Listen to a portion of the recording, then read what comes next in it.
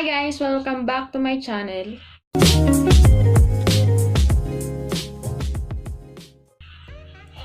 So for today's video, share ko lang yung aking makeup routine kapag gagala lang. So, sobrang easy lang nito. It will take only 5 minutes. So, ang kailangan lang natin is this one, Pera ink. Ang shade nito ay nasa box, so hindi ko alam anong shade, pero orange yung shade niya. Next one is Tony Moly na tint. This is shade of number 02. Yan. And the last one ay ang ating Fashion Bro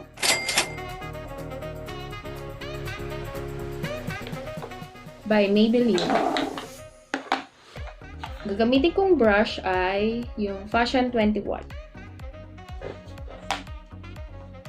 So, ngayon, hindi ako nagfa-foundation kapag gagala lang ako. Ang ginagamit ko lang ay Johnson Baby Powder.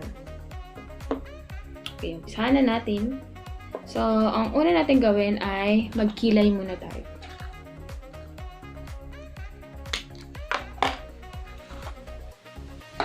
Five minutes lang to, so dapat mabilis.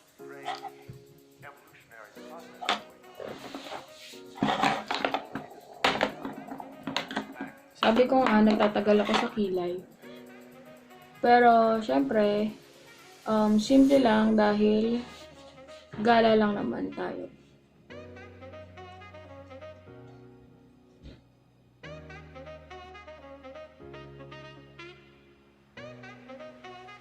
So, itong fashion brow ko, sobrang tagal na sa akin ito. I think it's more than 3 years. Pero hindi ko pa rin nauubos. Dahil minsan, meron akong ginagamit din na pangkilay. Minsan, or madalas, di na rin ako nagkikilay. Lalo pag tinatamad ako.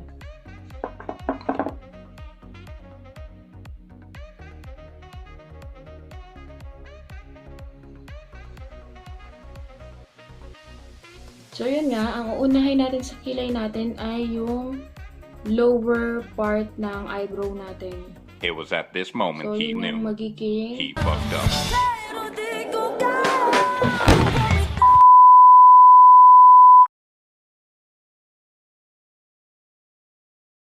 natin kasi nagulog yung pinaglalagyan ko ng food. Yun, so kilay tayo. So, yung sinabi ko kanina, yung paglalay ng lower part ng eyebrow natin, yun yung magdedetermine ng shape ng ating eyebrow.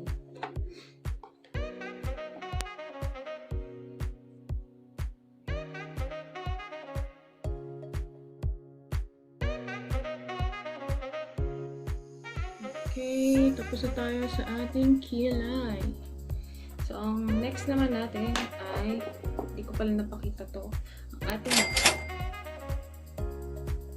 balm na Nivea in strawberry flavor. Ilalagay lang natin para lang hindi tuyo yung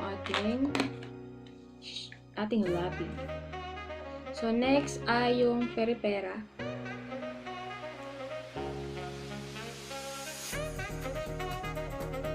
I-start lang natin siya.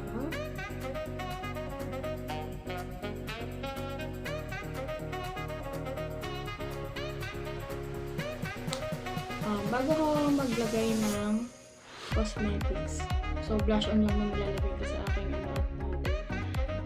nag-wash ako ng face and naglagay ako ng aloe vera, yung Tony Moly na aloe vera.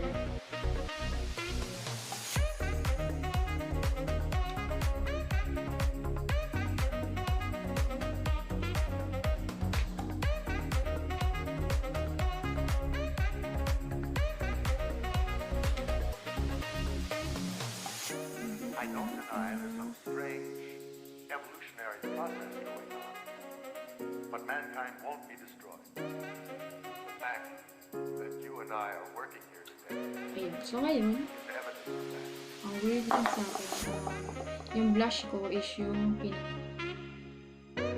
lipstick ko din. Sayang naman din. Tipid-tipid din.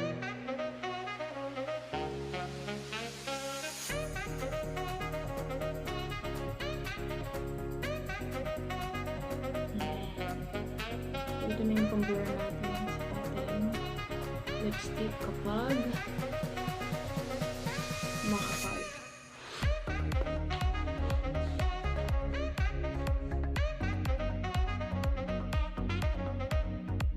Ayan. So, kung mapapansin mo, hindi mo na ako nag-powder.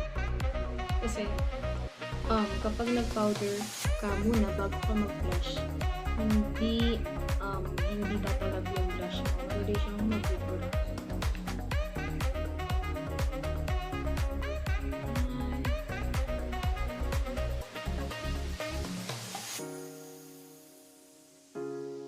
So, yan. Yan. So, dito, lagay natin sa ating mousse para lang sun kiss yung datingan niya.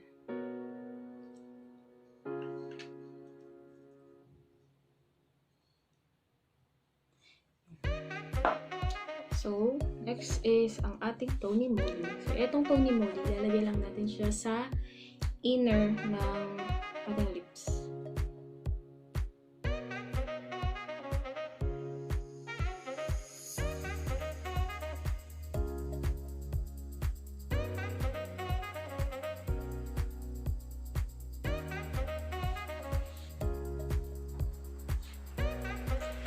Okay.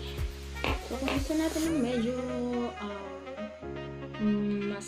bongga na look, pwede natin lagyan ng ating lid ng lipstick para lang din yun ang maging eyeshadow natin. Kung gusto lang naman natin. Ako naman, minsan ako naglalagay ng ganun. Minsan mayroon, minsan wala.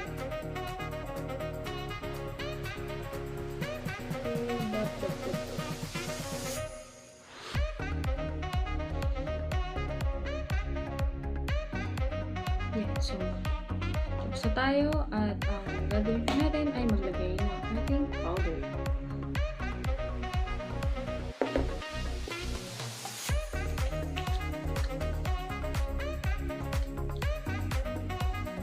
Okay, so we're done. Actually, mabilis lang din mabura yung ink or yung pera-pera ink at yung Tony Moly. So, nag-retouch na lang kapag masisipag.